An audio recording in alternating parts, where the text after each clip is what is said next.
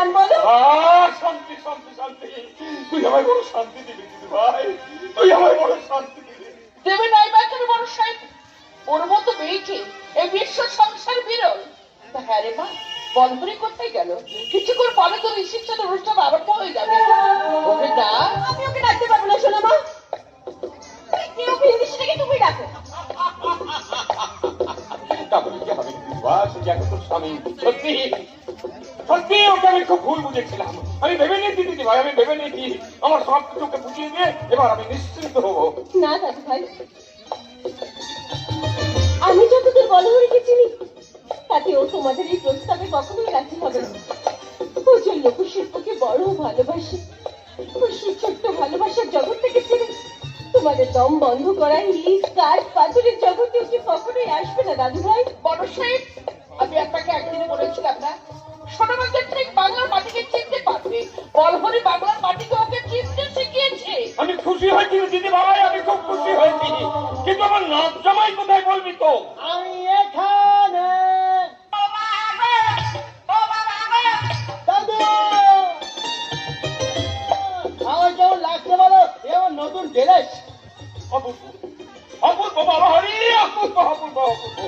তোমাকে দেখে বহুদিন বাদে শিবনাথের কথা আমার মনে পড়ে গেল। এইরকম রং বাহার থেকে ওকে ঠিক তোমারই মতো সুন্দর দেখাতো। আপনি শিবনাথ দাস বহুরূপীর কথা বলছেন? হ্যাঁ, উনি যে আমাদের বহুরূপী সম্প্রদায়ের কাছে এক মহাপুরুষ ছিলেন গো।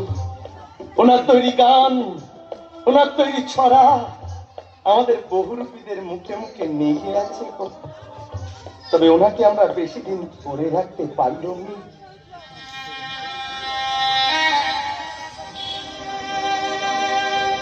ওনার কথা মনে করে আপনার খুব কষ্ট হয়, তাই না মাসিমা? আপনিও তো বিষয়পুরকে খুব মিস করেন। না না না, আমি কোনো বিষয়পুরকে মিস করি না, আর কোনো শিবনাথের জন্য আমার কোনো কষ্ট হয় না। এটাই আমার পরিবার। এই পরিবারের মানুষগুলোকে নিয়ে আমি সুখী থাকতে চাই। চলে যাচ্ছেন যে বড়, আজ যে আমার জীবনের এক শুভ দিন, আমাকে আশীর্বাদ করে যাবেন নি গো।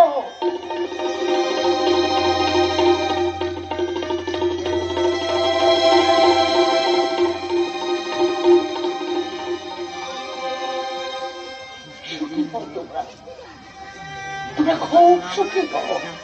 আমি জানি না আমার মতো হতভাগিনীর আশীর্বাদে তোমাদের কোনো ফল পড়বে কিনা, তবু আমি তোমাদের আশীর্বাদ করে যাচ্ছি। সুখী হও।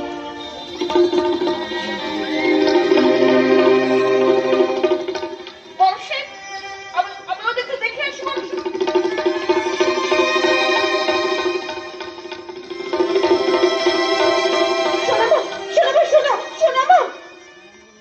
তুই কোনো চিন্তা করিস না দিদি ভাই, তুই কোনো চিন্তা করিস না, আমি দেখছি। পার্বতী, পার্বতী যেও না, শোনো।